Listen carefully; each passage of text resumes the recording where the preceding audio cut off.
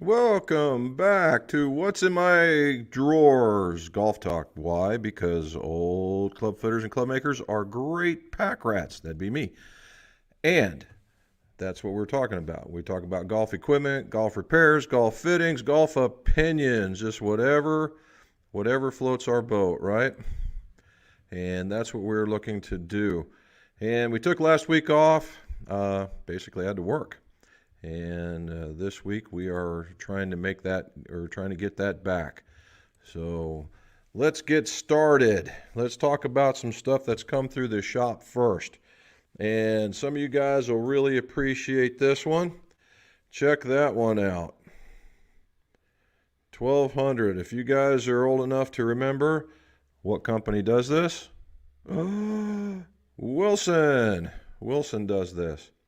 This is the Wilson 1200. The Wilson 1200 was actually a very, very good club in the day when it was made. This is obviously a laminated. You can tell it's a laminated wood by the series of layers right there. And it has the acrylic in the middle right here. And then you can tell this thing hasn't been used because the covering or the sealer is still on the bottom of this bad boy.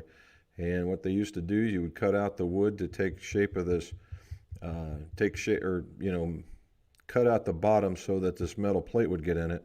But what you don't see is the stuff that you see now, and that if you wanted to make this draw bias, they would drill a hole somewhere right about here, and then and if you want to fade bias, they'd be up in this neck of the woods, and they would put lead weights in there, and they'd press them in, and then glue this onto the bottom, and then run the screws in. So they were doing that kind of stuff in the day, you just didn't see it. Now, the other thing is, I'm big with ferrules. If you notice, this is kind of a three-sectional deal where it comes into here, and then there's this plastic piece, and then the actual ferrule. What this is this is a covering, and the ferrule or the hosel actually comes up into this, and this is a cap that goes over top of it. And then this sits on top of that, and you can see it's pretty decorative for back in the day. And then it has its own serialized shaft band number for a dynamic, right? A dynamic. It was an S-Flex. And so this was a very special club in the day. And then there's the grip, the Wilson grip. And you can see the different letter, or the different, we'll call them square chevrons. And then with the lines that are on the back. And this was a ribbed grip. I don't know if you can tell from back there, but this is a rib grip. There's a rib that sits on the top of this. And it's funny, it still has some texture to it.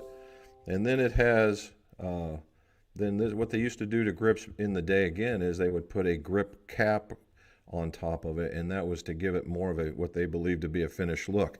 And that was a leftover from doing it in the wood era when they would wrap it with pitch. And that was kind of keep the tradition alive. So that was the way to go with that. Now he got the clubs in a garage sale, and he's taking them out. We're putting some newer grips on it, which is almost terrible, but they kind of do need it. And well, he's going to try them out, so that'll work right there. All right, so let's see about I'm going to go through here. For some reason it didn't want to download. I'm going to show you this was the last set of drivers I did. That's the Ts2, the new Titleist Ts2. Did the fairway wood and a hybrid, and I used those shafts. I used the KBS TD shafts in the driver and the fairway, and then we used the prototype in the hybrid. And we did a little bit of testing because I do have them here, and the gentleman that wanted it hit them very, very well. And so that's what we ended up doing. I tried calling the guys to see whether or not they would KBS to see what they thought about a fairway wood. And let's just say I figured it out myself. And giving Golf Pride a little love. There we go. With the CP2s, which have been phenomenal. And then, let's see, I did another one here. Whoop. I did another set of 9s, or I'm sorry, Wilson Forges. Those went up to, and I used the Acra shaft. The Acra shaft that went on. Those went to Illinois. A gentleman came down from Illinois and fit him, and we put him in driver. He said he gained 20 yards, so that was pretty good. And now he's hitting these things. So that wasn't too bad. And then yours truly got a new, we got a new cap. And then I got a new repair. North Carolina. No, that didn't go to North Carolina. KBS was here. The lefty ones? Oh, went to North Carolina, sorry. My peanut gallery is right after me already. She's doing a good job. Yeah. Then we got some PXGs to fix. And we put some KBS in those. It was a KBS day for a while there.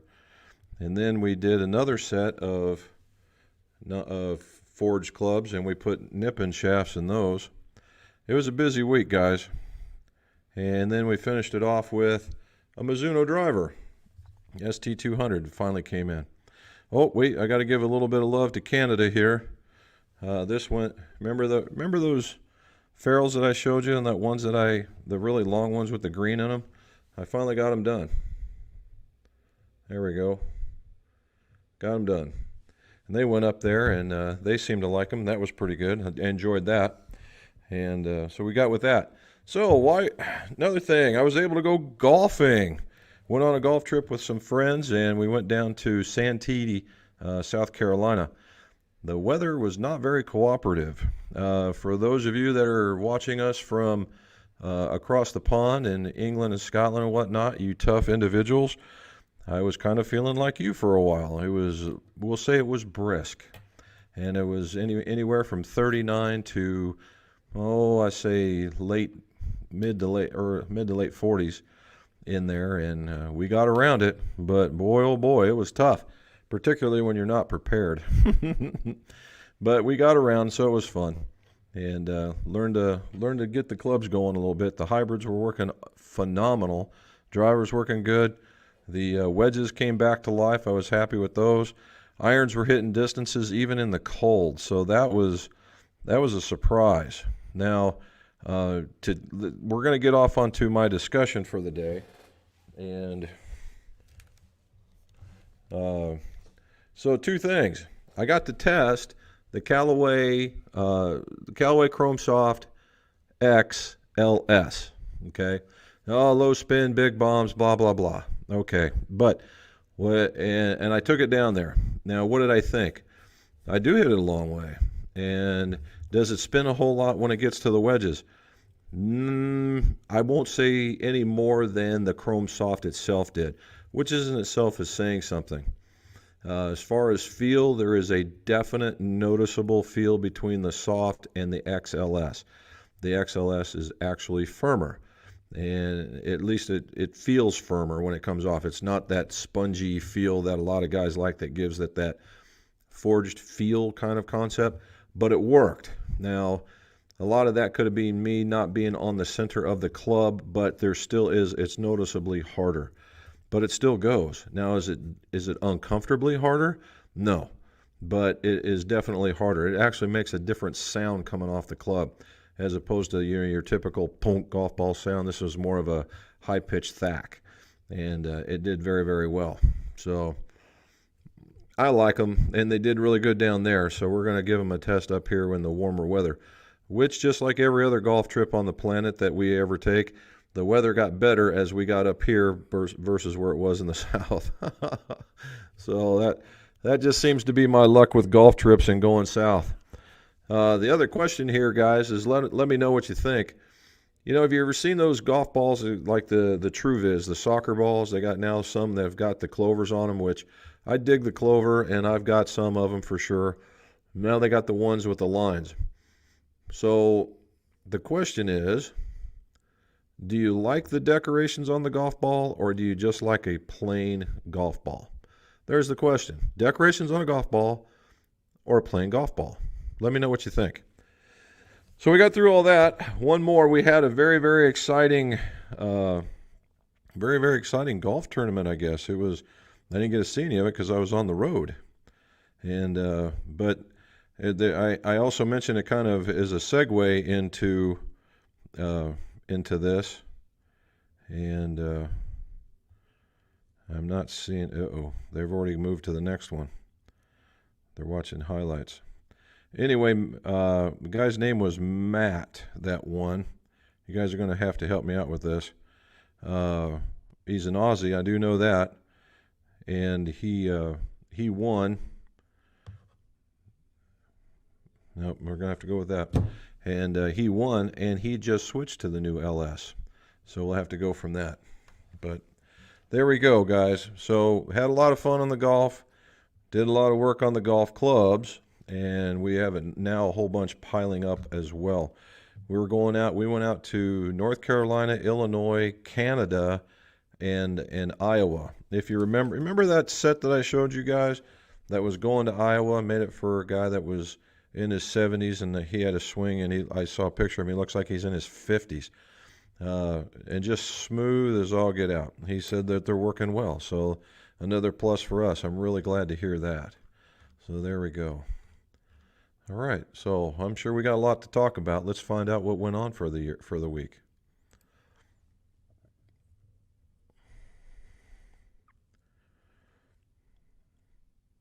Okay, so Mr. Bartholomew, I made a set for him. And what do I think about the Wilson wedges, 52 bent to 53 and the 56? I like the Wilson wedges. In fact, I've got them in my bag. They're surprisingly. I thought they were hard initially, but they're not. They're surprisingly soft. They have a very, very rough face that grabs the ball, and nothing rolled out for me when I was hitting, so I can say from experience now, actually playing out and in the cold that, I can stop. It's not stop and drop and back it up, but I can stop the ball pretty easily. It doesn't concern me now. Let's put it that way. And I like the look. It's a grayish kind of color. It's not shiny, and I tend to like that. It's a thinner sole with a lot of bounce, so I still don't get stuck. Now, what they just are now getting ready to release, or just started releasing, is they have a tour grain model. And the tour grain is a slightly wider sole with more heel toe relief, and the back end's relieved a little bit more, so you can open it up some. That's going to be pretty cool to some folks. We'll see how that works out yet, because when you get them and they flop open on themselves, people don't like that, but some do. So you have to find that person that likes it. So there we go. But I'm glad that you like them, Charles. I'm really, really glad. Mr. Paul, how are you, sir? Hopefully everything's going well. You getting ready for the surgery? Krister, from a warmer Sweden. There you go. Dave, what do we got here? Golf is nearly back in the UK the 29th, and it can't come soon enough. Sir, I would agree. And all over the place. And it's just all over the place. It's just about that time, right? And we all need to get outside. I can't believe that we don't think that outside activities are good for this, and being stuck in the house is better. I don't see that, but hey, they get paid money for that kind of stuff.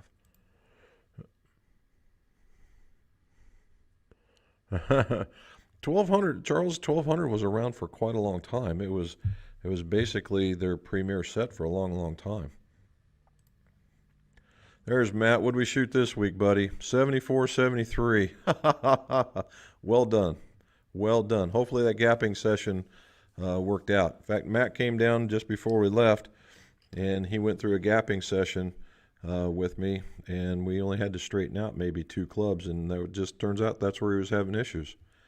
All right, describe your process when you face a repair or building challenge. Describe such events. Cheers. Matt with the good questions always. All right, so Unfortunately, this is kind of a learned process from my Navy days. When you get a repair or even a build, what you do is you have to take stock on what you have first. You have to see what it is that you have, and look for some of the obvious issues that might show up. So in a repair, if you get a club that's in two pieces, obviously there's your problem. And so the next question is, well, what broke and where did it break? And then is there enough evidence left in the shaft to tell me what we need to put back in it if they're looking for something identical, right? Sometimes I only get this much of the shaft sticking out of it, and I have to do a little bit of research. Sometimes they just say throw something in there, and then it just becomes the process of doing the repair, like removing broken shaft or something along that lines.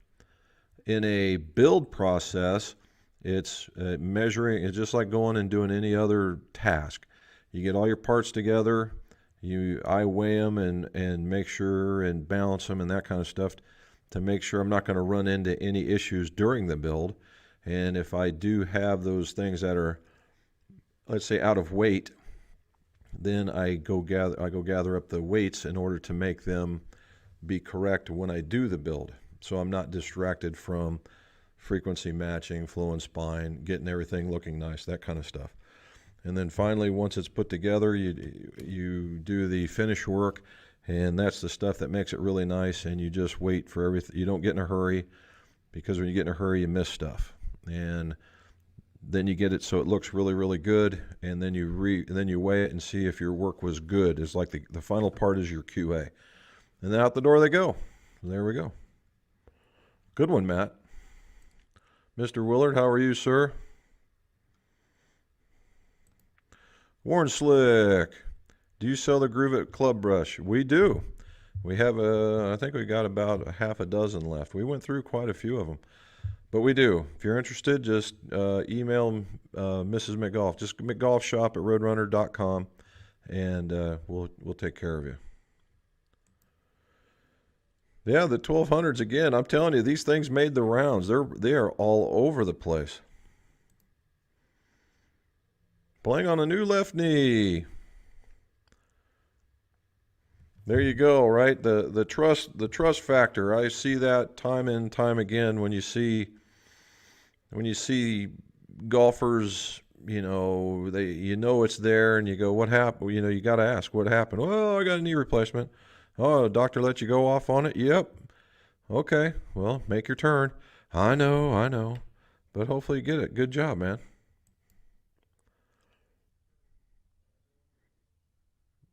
Out in California, I would imagine, James. Very good.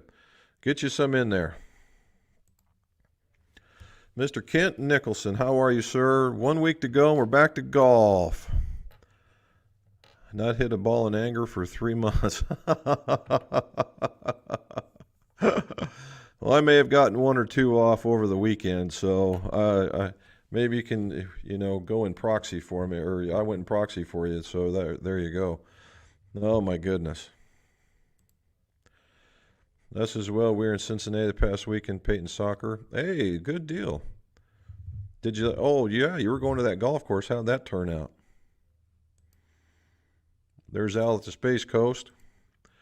Carter, sir, what's going on? I just reshafted some Apex combos 19s, and some of the clubs had swing weights, and some didn't. Half of the weights being different sizes. Is this normal? The answer would be yes. All right. Why is that normal? So remember I was just talking about adding weight in order to get the clubs to be where they were supposed to be. That's what they're doing.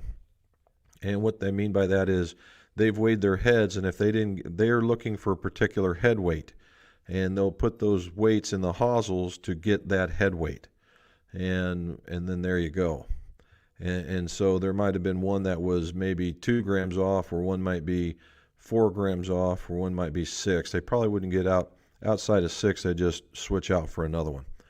And then they'll do that. So like when you do that and you take that apart, you really got to work, I like taking those out. And then I like weighing the head to see if I get my 7 gram my 7-gram dispersion in the heads. Then I'll put weights in, and I'll use the ones I like to use because I know the weights of these things. And the reason also, Carter, is because you can't ever get all the crud from around the weight that's in there, and that becomes a sealing problem or an adhesion problem. So I pull that one out, get all of it cleaned out. Now you could reuse the weight that you took out and put it back in and then put it back down in there. But you got to remove the weight so you have a good adhesion. So, but good that you got her done.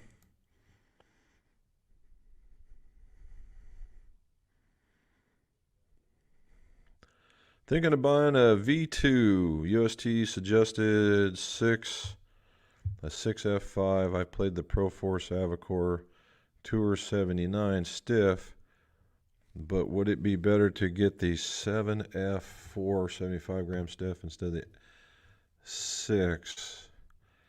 You tend to, Krister, you like the heavier clubs. You do. You like the heavier clubs, and that seems to work for you. Although you're very aggressive, the heavier, I think you respond to heavier clubs. And when they go to put these on, you know, when they put more weight on it, it gets more stiff. So it is going to play in the X-Flex range or very tall, much like the Avacor did, right? Or Active Core. That'll be very, very similar. So if you like the Active Core Tour 79 stiff, I would go with the 7F4 instead of the other one, you know, because it's standard. Now, if you really wanted to beat it, you go with the 7F5. But I would go with what you were thinking because that makes more logic to me too. There's Dave, 68 Michigan. Can you believe that? That's what we were looking at as well. I'm looking out right there. The sun's still out. The daylight savings time has engaged, so now we have to turn around and look at the wall or make that go. So it's very, very good.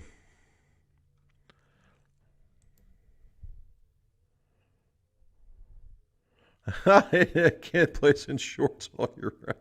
Man up.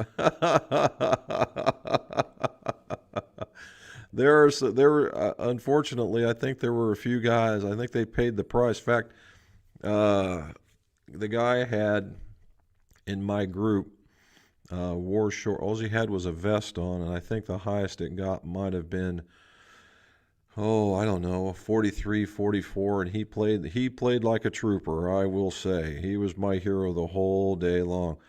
About halfway into it, I said, "Are you not, you all right with this cold?" And he says, "Well, after a while, you just stop feeling." And I guess that's really what happened. Could have been that or the moonshine, so I'm not real sure which. Dave, could you give us a quick description of how you carry out a putter fitting in your kit and setup? Okay, so the putter fitting goes in very much the same general way as my other fittings do. I go to find the length of the club first, and what I'm looking for is there's much like everything else in golf, there's just no real hard way that it's got to be. It just has to be that way. No, because we're all different. Anybody says it has to be just a certain way, I'd kind of keep an eye on them. And so what we have is I call it a putter jig, and what it is, it's a shaft that moves on a putter that moves for lie angle. So I will loosen everything up and I'll say, just get comfortably over the ball. Let me see what you got. And then when they're there, I'll tighten it down and I'll read the height and the lie angle. When that happens, then I will step back and see how they have aligned themselves in order to see the ball. Okay. Now, the popular notion right this very minute is you have to have your eye right over the ball. I would tend to challenge that a little bit in that, yes, some folks will do that. However, inside the ball, just ever so slightly, maybe no more than a ball diameter max, inside the ball, you will tend to see the line a little bit better, and you make a more comfortable putt. Over the line is taboo. That would be, That's my one. That's basically my one rule that of where I'm lining them up. And then you do some putts. Now I've got it right here. I have the Capto. They're from Italy. Definitely a plus thing to have right here. And it's basically the launch monitor for a putter. And it tells you all the things that you ever wanted to know that are going on with that putter. Shake, loft, lie, effective, what the path, all that stuff. All that stuff is in there. And you can see that, and then you watch them putt as well. And then what you're doing is you're looking for a stroke that will marry up to a type of putter so that the stroke doesn't fight with the putter. And there are so many different types and styles out there. And it'll all be based on the type that you want to carry. And then once we see the stroke, then we find the line, get them into I will adjust the putter jig to get them into a position where I think may be better, and let them putt, and then we'll talk about it. And then we'll get a putter, and I'll say, okay, I think this one works for you. And then we'll do the ladder drill. And that's starting out 6 inches and working your way back 10 feet and seeing how many you can make. 9 times out of 10, I'll get, if it's 12 balls, it'll be, 10 out of 12 will be made. And it's funny, right about the middle is where the hiccup happens. Then after that, once we're happy with that selection, then we go to a grip. And then that's it. And then we got a putter made or fit. Henry prefers yellow. I like yellow. I got those little the like the greenish yellow balls. I like those. Dave wants to know, when weighing a driver head for weight, do you include the adapter with the head weight? I most certainly do.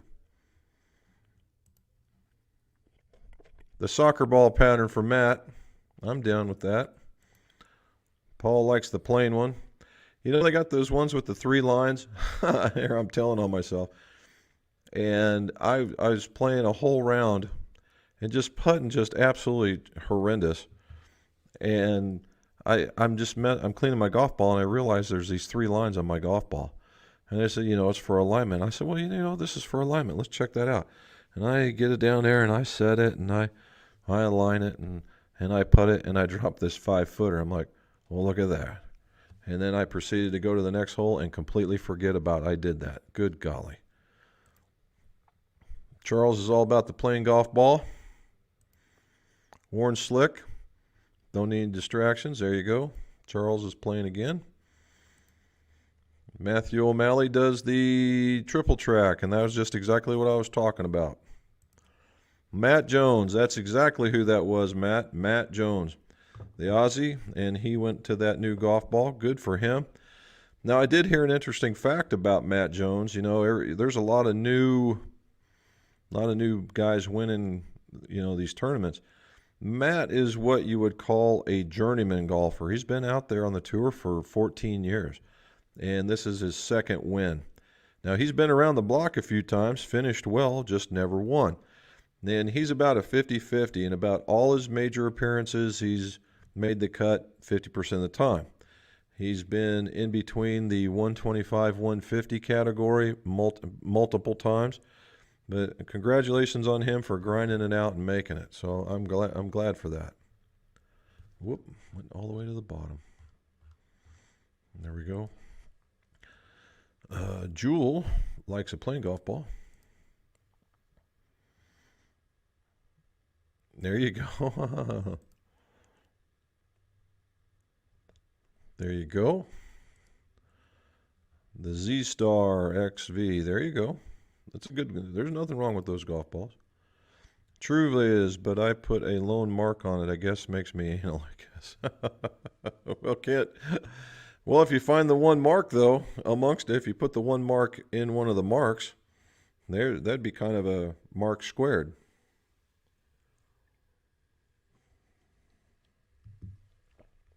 Okay. Tin cup ball markers with anchors. There you go. Dale Carpenter, Chesterfield, England, 1 week. Yes. I'm seeing a lot of that. I get on the Twitter and the Facebook and the Instagrams, which is what we're on as well. You can just see the guys.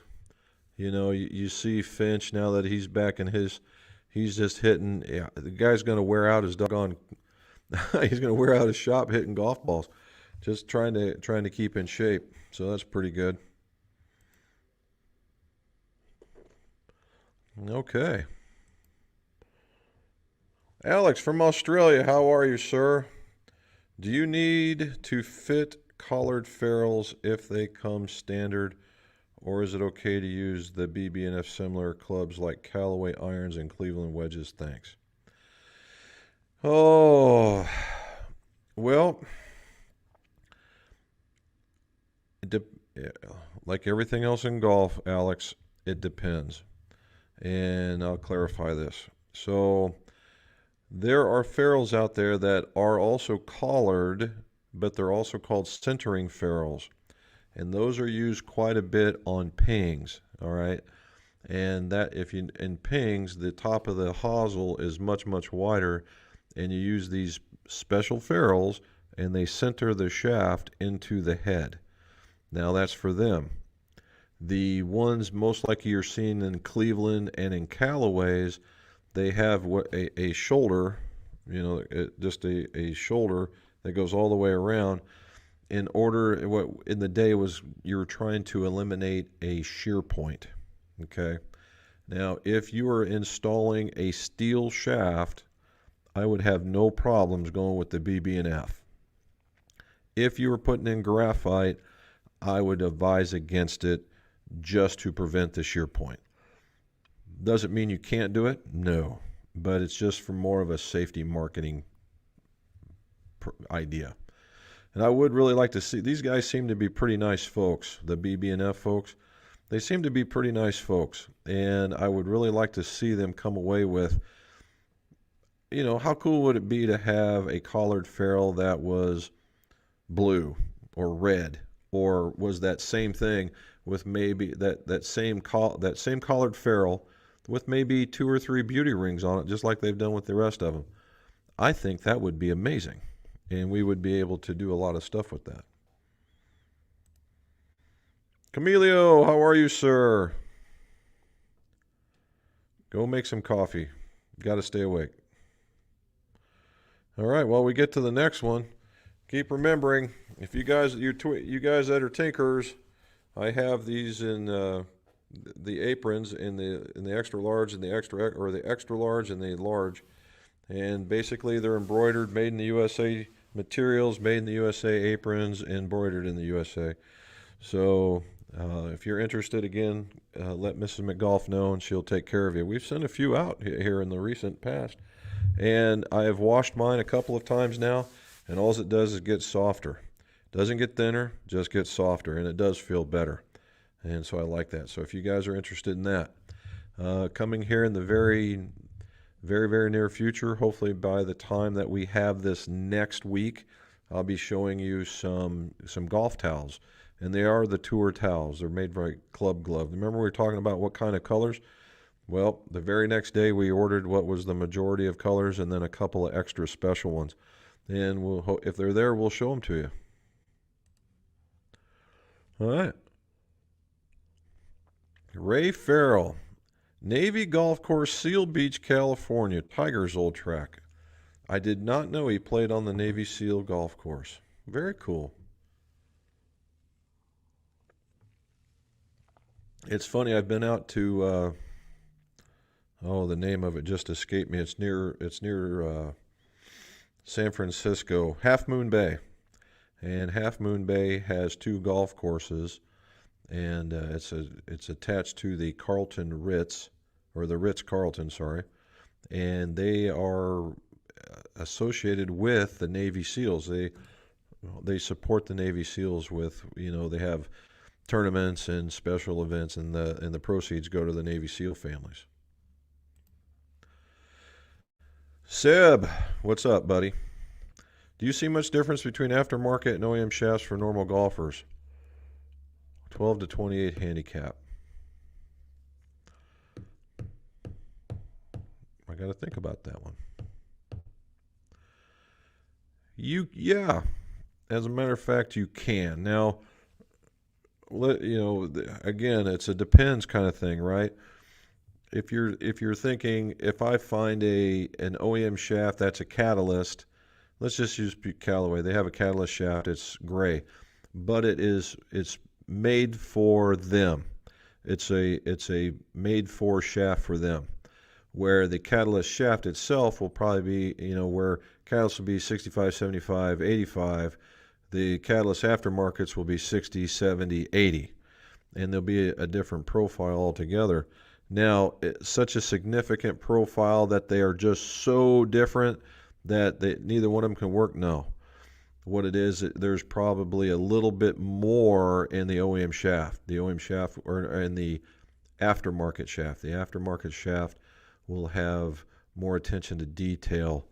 Now, I know when I say this, that the very first thing coming out of going into some people's minds is that means the other ones are cheap. Not necessarily. Different. We'll just go with different. Slightly different profile. Maybe a little softer in the tip section, or maybe a little softer in the mid section, versus where the other one might be a little bit more stiff in order to get the profile that the company wanted, that kind of stuff. Now, in driver shafts, yes, very much so, particularly in the 12 to say even 18, all right, 12 for certain. And you can, just the differences, the different options and profiles that are out there, then yeah, I do. Now, does that mean a guy can't walk up there and pick up a stock club and get it to the right length and get after it? No, but yes, I do see the differences. Mr. Charles, 1200s back in the day. The red lines, oh my goodness. You guys were players, man. Greg Mack, what is it? World's longest golf course, 848 miles long. Knoll Arbor Plains, Australia. Was I the one did I ask you that last week? About that? We were talking. So there's this golf course over there, 848 miles. And I don't know how many days, but I'm going to guess it takes like 18 days to play this golf course.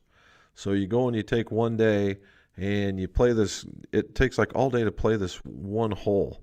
And then you jump in the car and you drive to the next town or next Park County or whatever or the next area, whatever Australia might be divided into, stay the night and then go play again. That is what you call a golf trip, Well, what'd you score? Well, it was a par, the hole was a par 60 today. It's neat. It's a neat concept. Camilio, question for the day. What's your opinion about the PTX Pro irons from Ben Hogan? I'm happy with the new sim getting fitted in a Fujikura Speeder 68 Tour spec. Bomb a couple 304 carries. Well done, sir. That's very nice. Camilio, they look fine. I've never had one in the shop, so I can't tell you from a personal experience, from holding it, looking at it, measuring it. I just can't tell you.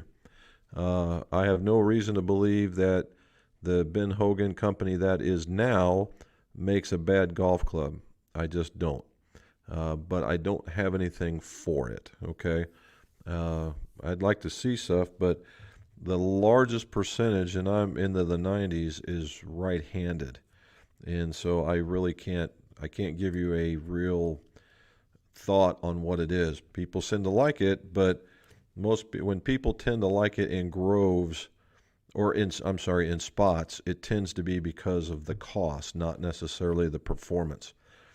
But I have not seen that yet because they're fairly new. And there's some, and the Pro Iron is made for a smaller sect. So you got to take that into account too.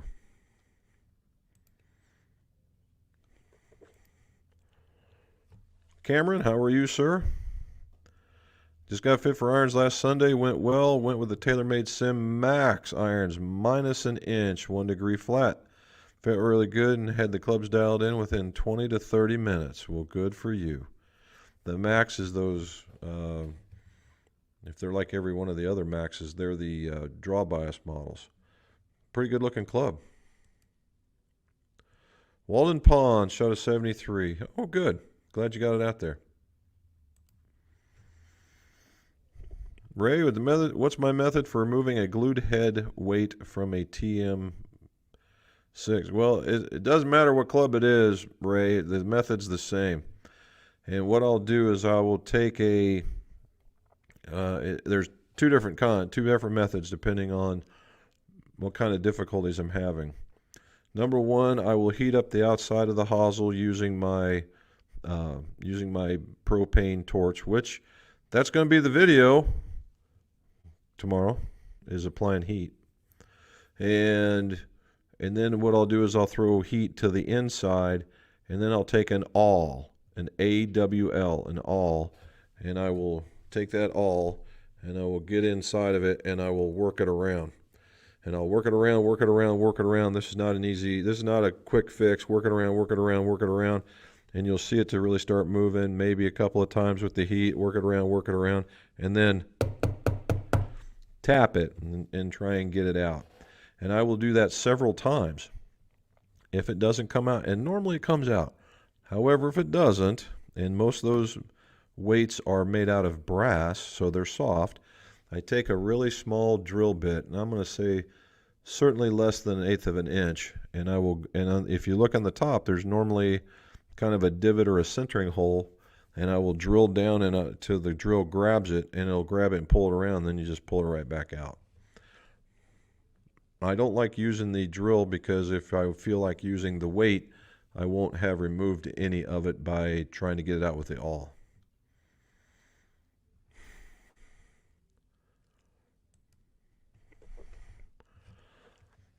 Okay. It's a fade, not a slice. Okay. Oh, that's a good one. I've got a Callaway 2 hybrid. I got used with an Acri Series M4. What flex is that? It's a stiff flex. And it will play to stiff because the Acri stuff is pretty much true to what they say. It's good shaft. I had them in fact, I got a set right back here that has 2 of them in there when they were prototypes, and killed them. Just absolutely killed them. So yeah, I'm there. Is there anything similar out there you would recommend? That's a good one. I don't know necessarily similar to the Acra, but the one that I've seen here as of late that they've been using, and I'm just going off of I would look at that Mitsubishi MMT. That one looks to be really, really good, and you can get it out. You can get it from there.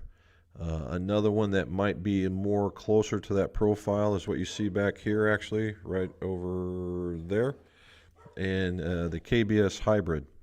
The KBS Hybrid is it'll say prototype on it just for fanciness, but the KBS Prototype would be probably the closest one to them. I'll be along ball border. All right. Not a long border, but a long ball border. All right, floated driver shaft, marked 90 degree to the horizontal, marked 90 degree to the horizontal laser flow line. Where is the most optimal place for the marker on the club head, pointing to the sky or pointing the direction of the club face? Huh, okay. Well, just so happens I have a club here. The way I like to describe it is if it doesn't have this, I'm flowing it, and this is 12 o'clock with the face, since this is and it's just like the clock. So with the right-handed model like this is 9, 3, 6, noon. And what I do is I tend to put the spine at the top at noon, and I put the head in it just like that. And then I flow it so that I get a flow mark going that way. That's what I do.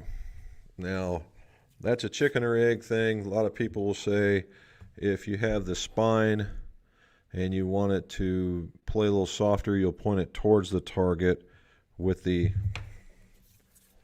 head here, and the spine will be looking that way.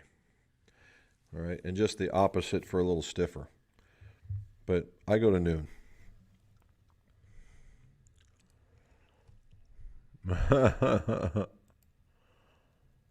S.J. Spadoni. Okay, what's up? Got lots of snow here in northern Ontario. Oh, enjoying the broadcast. Well, S.J., we'll call you S.J. Thank you. And from northern Ontario. Very cool. I'm glad to see we're seeing some Canada. In fact, we sent that set of irons to Canada, and now we've got a couple other friends, a senior and a junior, that are interested in some clubs, and we'll be able to show you that. So, very good. That's going to be fun. The builds are going to be very, very cool. It is. Is he senior or junior? Oh, okay. Well, it's junior. Well, there he is, right there. Boom, junior. Well done, sir. Yeah, we got everything ordered. Now it's just got to show up. All right, Brian, what do you say? Arizona, just finished my first round of 3 months because sideline due to a torn rotator cuff. Dude, rotator cuffs are tough, man. There's a lot of therapy involved with that. So hopefully you got through it. Because he says he had back-to-back birdies and multiple other chances. Brian, you the man. That's very, very cool. Glad to see that. Maybe you can show me what's going on. I don't own any pants. Now, Ken, is that because of COVID, or is that just a personal choice? And there's Steven. Steven. And absolutely love the irons in the wedge. Looking for a driver shaft that is very stable in the tip. Let me start that over. Very stable in the stiff, plus almost extra stiff. What do you carry? What do I carry? I carry the Acura. Right now. I am carrying the Acura Tour Z, or the Tour Z. It was a different model. For you, sir, and knowing how much you like the Acura, I would look very seriously at the TZ6. There's a 5 and there's a 6. The 6 is they're both extraordinarily stable shafts, but I believe it's the 5 that has a higher torque value. And for being aggressive, I would go with the 6. Those two made it onto Tour, okay? They made it onto Tour. So, yeah, it was very, very cool what they're doing with it, and the guys seem to like it. And, they're very late releasers, very good golfers, and they come in a variety of weights. And if you took that and you decided to like it, they have a very comparable, like a hybrid shaft that's very much like it, and you would intend to like that as well, I believe. So very cool. Oh, I thought we were getting close, and no, we're not. There you go. Brian, since we're talking golf balls, I'm a Snell devotee. Good. I've seen a lot of guys that have been playing. That seems to be coming up in the world.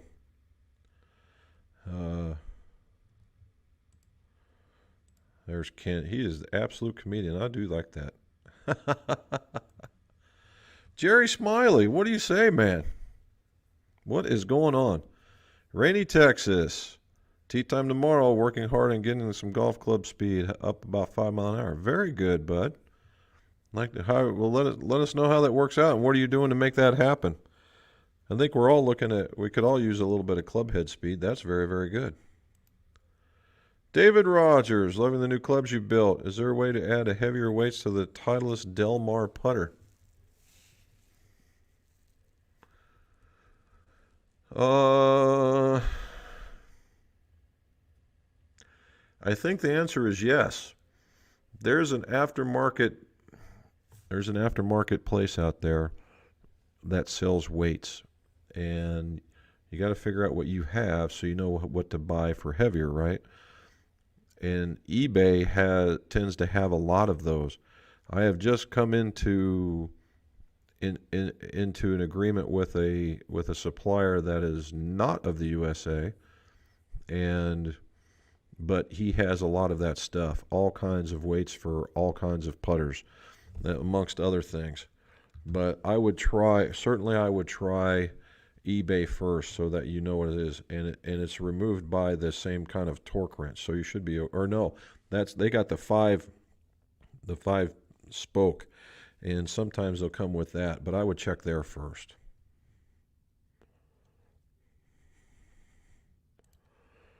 Snow in the forecast. Ugh. Daryl, what's your opinion of Callaway Big Bertha Hybrid 2019 model? Daryl, it's a beast. I actually did a review on those. You have to go back a ways, but if you look up Big Bertha Hybrid, I did one, and I cooked that thing. It's a nice little setup. It's a little bit thick on the top for my taste, but the thing really did work well. It was a heck of a club.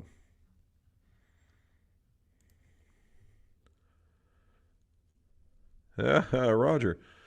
Catch a fine live session here from North Carolina. So much for your videos. Hope that your knowledge that I upgrade my gloves. Well, very good, bud. Glad to hear it.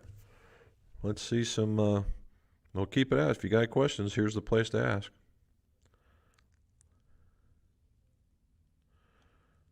All right.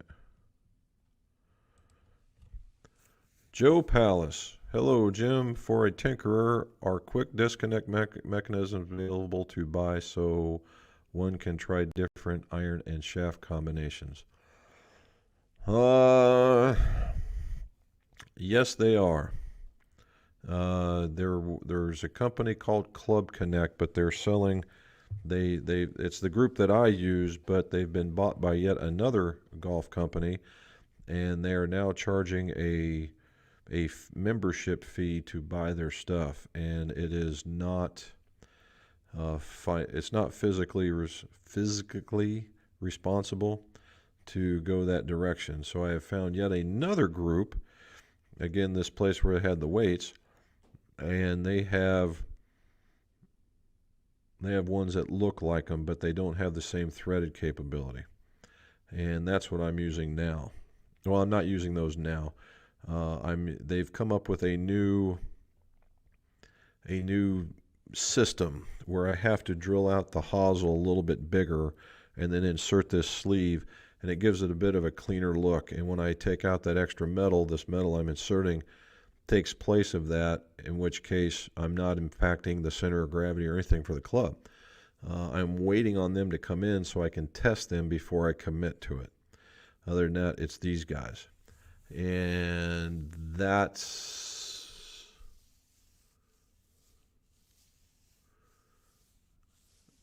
the only ones that I'm aware of. I'm sure there's others out there. Washawn had a setup which was with Diamond Golf, right, in England, and they would thread the inside of your hosel for you, and then you would have to use their adapter on the shaft. It allowed you to put the shaft in. This would slide right over it, and it would squeeze it, and it would make a press fit. So you'd have to send them off to be done in order to try different shaft combinations. And that's what you would have to do. Other than that, the group is called, if you look up, they're called Top Golf, but obviously Top Golf's for the driving range stuff, and you're going to get more of that. But put in fitting connectors, Top Golf, and you'll probably be able to find them that way. There's my buddy Bob. We just went down to, he's the one that went with me, survived the trip down to Santee, and now we're back. Brian, how are you, sir? Back on the course in the UK. Loving it today. Thank you. So not everybody over there was locked down? I thought it was from coast to coast. But I'm glad you're not, man. I'm glad you're out there. Hard stepping irons, Mark. Paludi? Yeah. Mark, so hard stepping irons. So, all right, let's say you had a 6, a 7, and an 8 iron. and you had a 6 and a 7 and an 8 shaft. All right.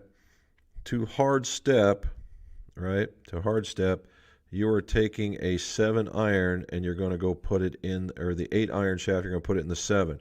7 iron shaft, you're going to put it in the 8. All right. To soft step, you're just going the other way around. It raises the flex about 1/3 of a flex, and the flight should be just a tad lower.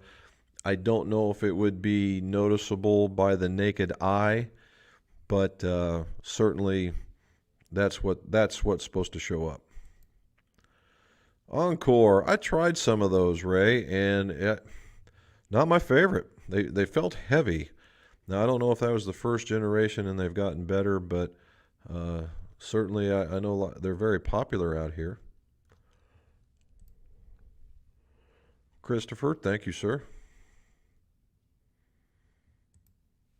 Colin Miles, playing in Surrey, England on Tuesday. Finally! Glad to see you guys are getting out, man. That is fantastic. And the fact that you guys are staying up this late to watch all this, too.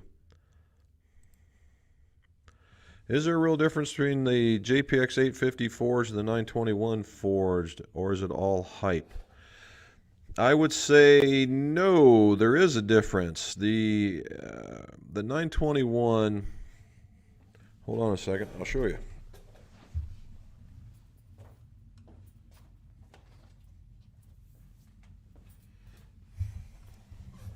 I know this because I've got them.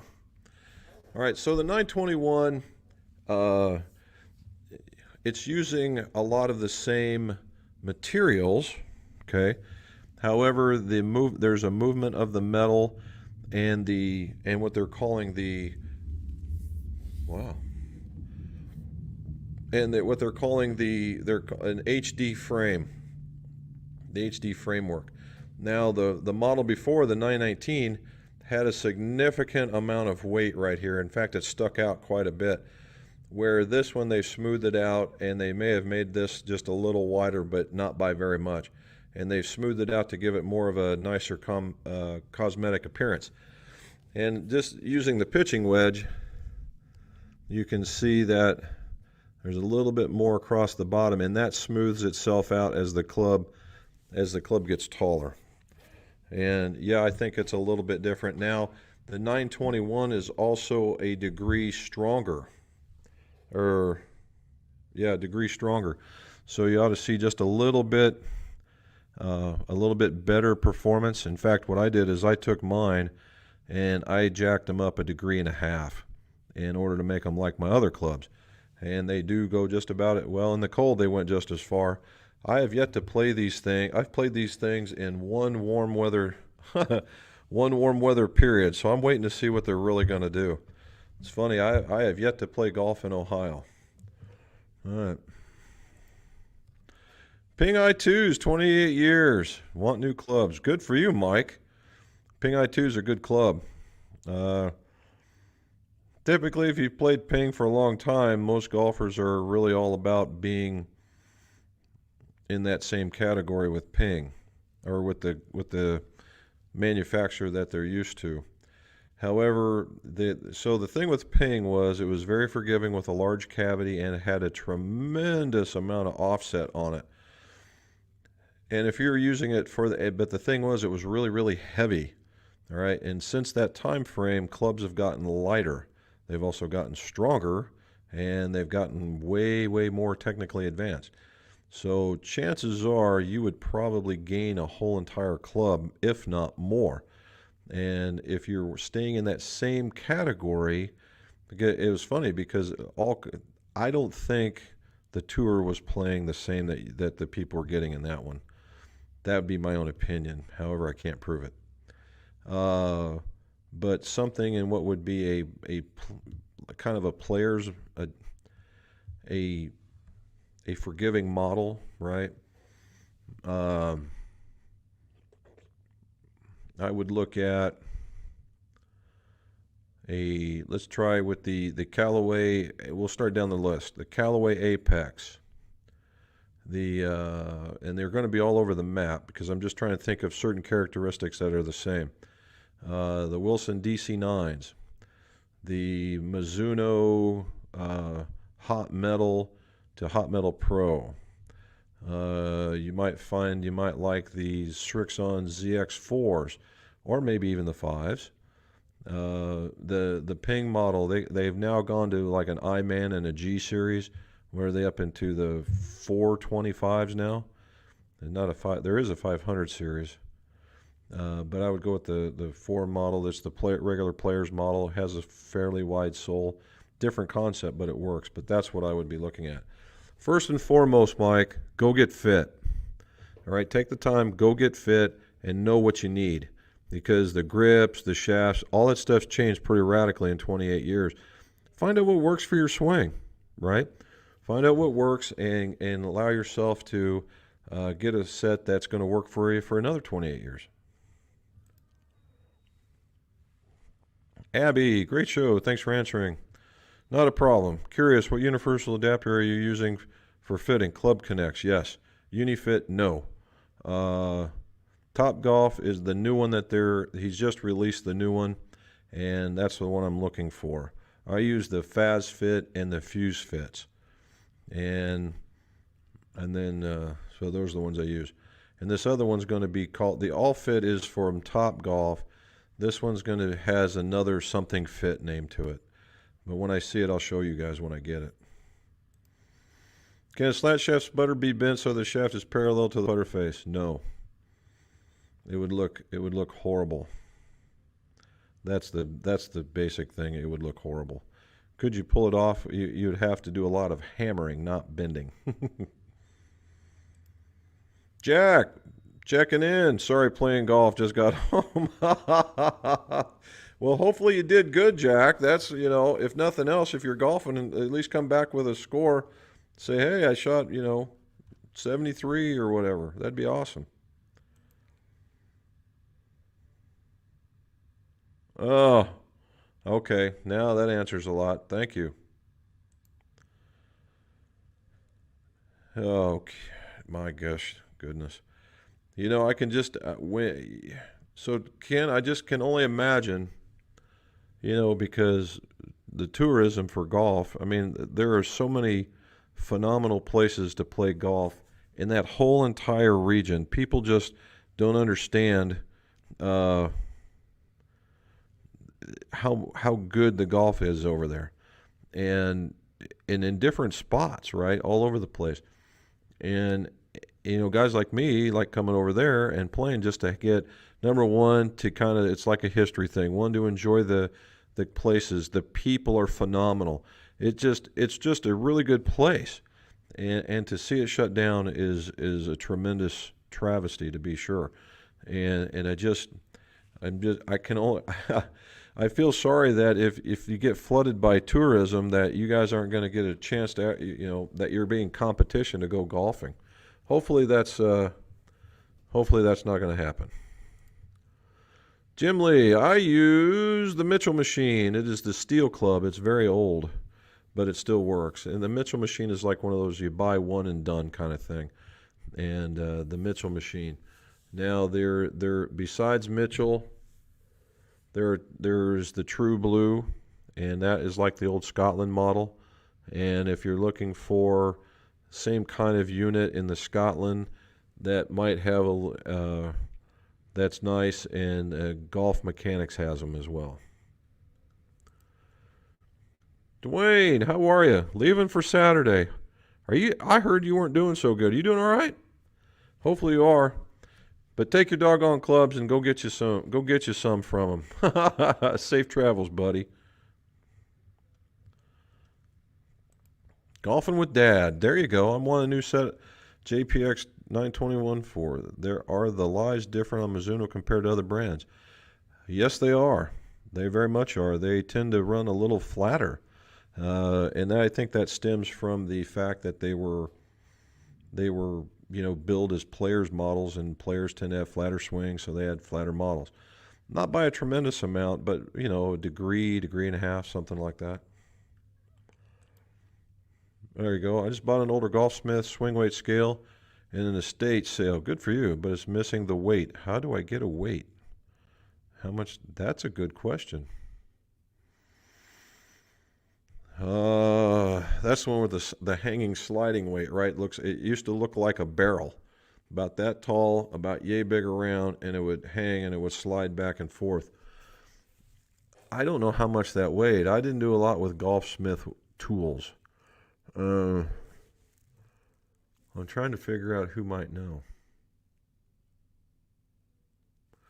You know who might know is Dynacraft had a very similar version of the same thing, and those two tend to work together, and they were bought up by, oh, it's a look-alike company. What was their name? Oh, they actually made pretty good stuff. It was, it'll come to me. I don't know if they make tools or if they give tools, but there's a guy that works for him. His name is Jeff Summit, and he is the guy that would be able to help you with that. No, as a matter of fact, I know even better. If you go to Swing Science, it's getting time, guys.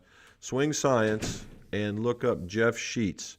He's their designer, and Jeff Sheets used to work for Golfsmith, and he certainly would be able to tell you. So Swing Science, the guy you're looking for is Jeff Sheets, and then ask him that question. All right.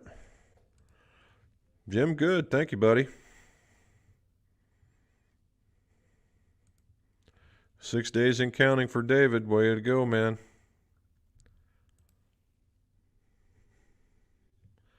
There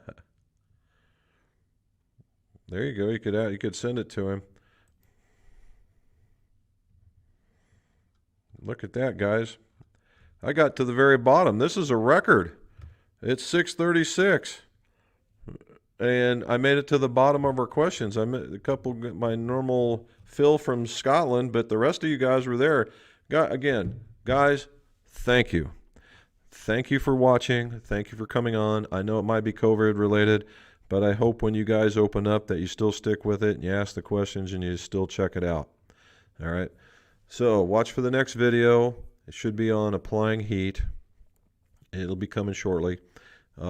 If you're interested in these guys, just send us an email, mcgolfshop@roadrunner.com, and we'll take care of you with that.